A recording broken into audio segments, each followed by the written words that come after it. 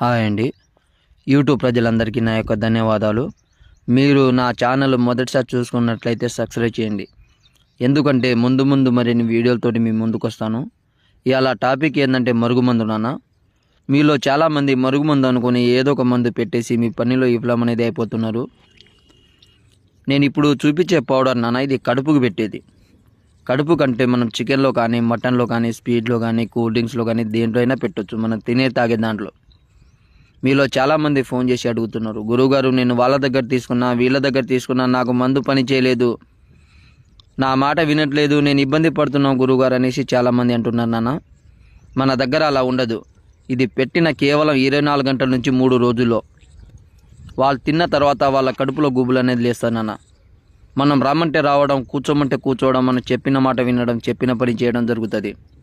ఇది మంచి విషయానికే యూజ్ చేయాలి నాన్న, ఎలాంటి చెడు ప్రయత్నాలు అనేది చేయకూడదు. ఇది పెట్టిన